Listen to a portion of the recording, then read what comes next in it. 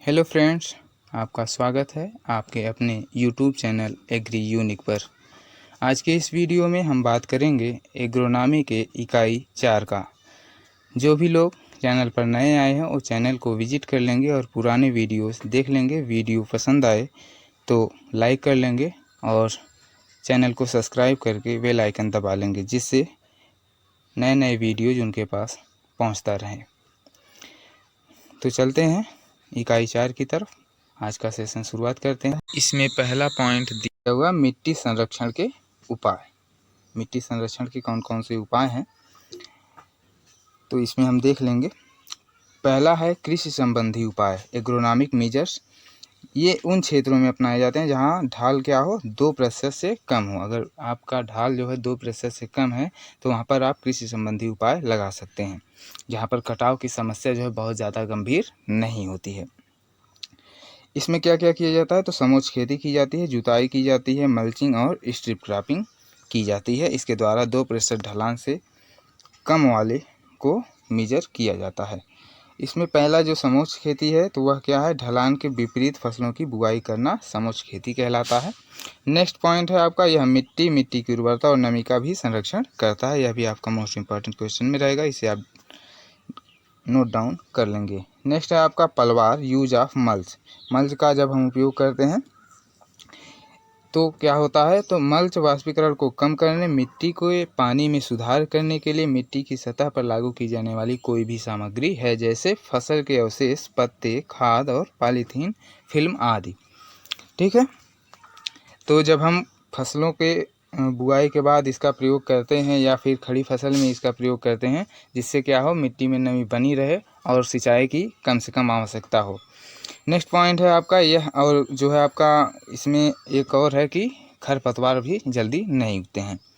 Next point देखेंगे इसमें पलवार में, यह मिट्टी की नमी के संरक्षण के लिए सबसे महत्वपूर्ण रणनीति है और शुष्क क्षेत्रों में मृदा क्षरण को क्या करती है, कम करती है। जैसे अगर आपकी भूमि सूखी हुई है तो उसमें क्या होगा, मिट्टी जो है भुरभुरा होगा और धूल नुमा रहेगी, तो वो ज़्यादा जो है हवा के द्वारा क्षरण उसका संभावित है। यह लगाने पर, पलवार लगाने पर उसमें यह संभावना कम हो जाती है। नेक्स्ट पॉइंट देखेंगे आपका पट्टी फसल। पट्टी फसल जो होती है, स्ट्रिप क्रॉपिंग, वह फसल की प्रणाली जिसमें मृदा क्षरण को बढ़ावा देने वाली फसलों के बीच मृदा क्षरण रोकने वाली फसलों की लंबी कतारों के रूप में लगाया जाता है। जैसे मक्का में चौला या मूंगफली या फिर उर्द भी लगा सकते हैं। नेक्स्ट पॉइंट देखेंगे आपका यांत्रिक उपाय। पहला था आपका जो है शस्य उपाय, अभी है यांत्रिक उपाय। यांत्रिक उपाय में हम क्या करेंगे, जैसे 2% से अगर कम ढलान है तब क्या करेंगे, शस्य उपाय लगाएंगे। अगर 2% से अधिक ढलान है तो आप यांत्रिक उपाय लगाएंगे। इसमें लिखा गया है आपका पहला पॉइंट, कृषि संबंधी उपाय के पूरक के लिए अपनाया जाता है जबकि भूमि का ढलान 2% से अधिक है। जिसमें क्या क्या किया जाता है, तो पहला है इसमें कंटूर बडिंग। कंटूर बडिंग के अंतर्गत हम भूमि के 6% ढलान तक अपनाया जाता है और उच्च रिसाव और पारगम्यता वाले शुष्क और अर्ध शुष्क क्षेत्रों में उपयोग किया जाता है। ये थी कंटूर बडिंग। नेक्स्ट है आपका श्रेणीबद्ध मेड़, ग्रेडेड बड। ग्रेडेड बड में क्या करते हैं, ए प्रति वर्ष 800 मिलीमीटर से अधिक वर्षा वाले क्षेत्रों में अनुशंसित है। जहाँ पर वर्ष में 800 मिलीमीटर से अधिक वर्षा होती है तो वहाँ के लिए आप ग्रेडेड बड उपयोग में लाएंगे। नेक्स्ट पॉइंट है आपका सामान्यतः बडिंग में 2 से 10% ढलान वाली भूमि उपयुक्त होती है। नेक्स्ट पॉइंट देखेंगे तो कंटूर और ग्रेडेड बडिंग ज़्यादातर भारत में उपयोग में लाया जाता है। यह भी इम्पॉर्टेंट रहेगा, लेकिन अभी तक ये किसी परीक्षा में पूछा नहीं गया है, लेकिन ऊपर वाले सभी जो पॉइंट है वहाँ पर पूछा गया है, पेपर में किसी न किसी परीक्षा में पूछा गया है। नेक्स्ट है आपका अधोमृदा, ये है आपका मोस्ट इंपॉर्टेंट, यहाँ से क्वेश्चन बना हुआ है आपका। सब सॉइलर द्वारा 30 से 60 सेंटीमीटर की गहराई और 90 से 180 सेंटीमीटर के अंतराल पर मिट्टी के हार्ड पैन को तोड़ना क्या कहलाता है, सब सॉइलिंग कहलाती है। नेक्स्ट है आपका मैकेनिकल का प्रकार है ब्रॉड बेड और फरो, BVF प्रणाली, यहाँ से क्वेश्चन बना हुआ है आपका। इसमें देखेंगे तो पहला पॉइंट दिया है, गहरी काली मिट्टी में वर्षा जल के प्रबंधन के लिए उपयुक्त होती है जहां मानसून की अवधि के दौरान सतह जल निकास एक समस्या है। नेक्स्ट पॉइंट है, यह काली मृदा में सोयाबीन एवं मूंगफली की फसल में अपनाई जाती है। नेक्स्ट पॉइंट है जिंक टेरेसिंग। जिंक टेरेसिंग में क्या किया जाता है, तो इसकी चर्चा हम कर लेंगे। जिंक टेरेसिंग में पहला पॉइंट है आपका, ये 3 से 10% ढलानों वाली मृदा में अपनाया जाता है। और सेकंड पॉइंट है मध्यम से उच्च वर्षा वाले क्षेत्रों में जिंक छतों का निर्माण मध्यम से गहरी मिट्टी में किया जाता है। यह भी किसी परीक्षा में अभी तक नहीं पूछा गया है। नेक्स्ट पॉइंट है आपका मोस्ट इम्पॉर्टेंट, यह किसी बहुत सारी परीक्षाओं में पूछा जा चुका है, बेंच टेरेसिंग। बेंच टेरेसिंग जो है, जहाँ पर 16 से 33% ढलान होती है वहाँ पर इसका उपयोग किया जाता है। ये आपका 16 से 33% बेंच टेरेसिंग कई बार परीक्षा में प्रश्न बना हुआ है। नेक्स्ट पॉइंट है वानस्पतिक बाधाएं। वानस्पतिक बाधाओं में पहला है पॉइंट आपका बागान। ये पास में लगाए गए एक बागान के तरीके के हैं। आमतौर पर कटाव नियंत्रण के लिए घास या झाड़ियों की कुछ पंक्तियां समोच्च के साथ उगाई जाती हैं, जो एक बागान का रूप ले लेती हैं। इससे कटाव जो है कम से कम होता है। जैसे खसखस घास इस उद्देश्य के लिए सबसे उपयुक्त पौधा है।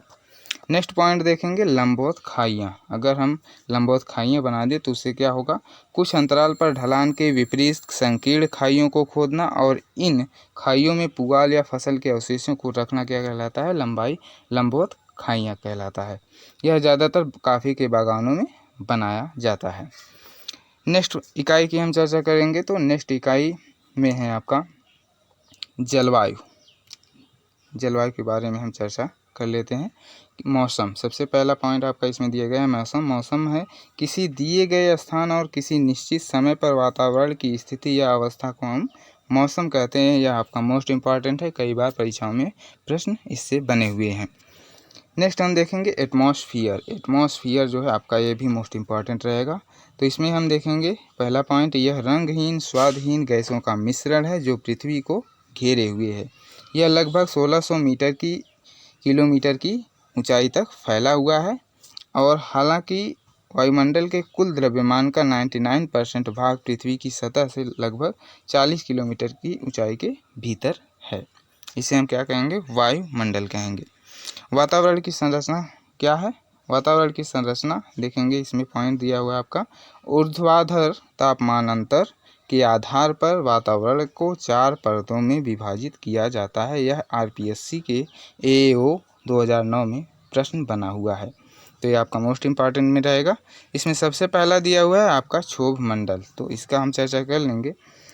इसका पहला पॉइंट है, यह वायुमंडल की सबसे निचली परत है। नेक्स्ट पॉइंट है पृथ्वी की सबसे सतह से 8 से 18 किलोमीटर की ऊंचाई तक फैली हुई। यह ध्रुवों पर 8 किलोमीटर और भूमध्य रेखा पर 18 किलोमीटर तक ऊंचाई तक फैली हुई होती है। यह आरपीएससी के AO 2009 में तो पूछा ही गया है, लेकिन कई अन्य परीक्षाओं में भी इसे पूछा गया है, इसलिए मोस्ट इम्पॉर्टेंट के रूप में इसे आप नोट डाउन जरूर कर लीजिएगा। नेक्स्ट पॉइंट इसका देखेंगे, तो नेक्स्ट पॉइंट है आपका, इस परत में 6 डिग्री सेल्सियस प्रति किलोमीटर की दर से ऊंचाई में वृद्धि के साथ तापमान क्या है, घटता जाता है। यह पॉइंट भी आपका परीक्षा में कई बार बना हुआ है प्रश्न। नेक्स्ट हम देखेंगे यह पृथ्वी के जलवायु को प्रभावित करती है। नेक्स्ट पॉइंट, यह वायुमंडल का भारी हिस्सा है। इसमें वायुमंडल के कुल द्रव्यमान का 85% भाग समाहित होता है। और नेक्स्ट पॉइंट आपका मोस्ट इम्पॉर्टेंट है, यहाँ से आपका क्वेश्चन कई बार बना हुआ है, तो इसमें चर्चा कर लेंगे। सभी मौसम की घटनाएं जैसे बादल बनना, वर्षा होना, धुंध, कोहरा, ओस आदि ट्रोपोस्फियर में ही होती है। यह IARI के PhD 2009 में भी प्रश्न बना हुआ था। नेक्स्ट पॉइंट है आपका समतापमंडल। दूसरा प्रकार है आपका वातावरण का, इसमें है स्ट्रेटोस्फियर। इसमें पहला पॉइंट है, यह एक दूसरी प्रमुख वायुमंडल परत है जो पृथ्वी की सतह से 8 से 18 किलोमीटर की ऊंचाई से 50 किलोमीटर ऊंचाई तक फैली हुई है। यानी ट्रोपोस्फियर के बाद समतापमंडल आता है, जहाँ पर जैसी ऊंचाई रहेगी उसी के ऊपर क्या होता है, लगभग 50 किलोमीटर तक ऊंचाई पर यह समतापमंडल होता है। नेक्स्ट पॉइंट है, यह सबसे गर्म परत है। ऊंचाई के साथ तापमान में वृद्धि होती जाती है। नेक्स्ट पॉइंट की चर्चा करेंगे। यह हवा में अधिकांश प्रकाश रासायनिक क्रियाओं की वास्तविक जगह है। इस परत में ओजोन परत की उपस्थिति के कारण पराबैंगनी किरणों यानी अल्ट्रावायलेट रेज को अवशोषित किया जाता है, इसलिए इसे ओजोनोस्फीयर भी कहा जाता है। तो ओजोन परत किसमें, हमारा समतापमंडल में है। यह तो आपका मोस्ट इम्पॉर्टेंट रहेगा ही रहेगा। नेक्स्ट पॉइंट है आपका ओजोन की अधिकांश सांद्रता जो है पृथ्वी की सतह से लगभग 25 किलोमीटर की ऊंचाई पर मौजूद होता है। यहाँ से भी क्वेश्चन आपका बन सकता है, इसे भी आप ध्यान में रखिएगा।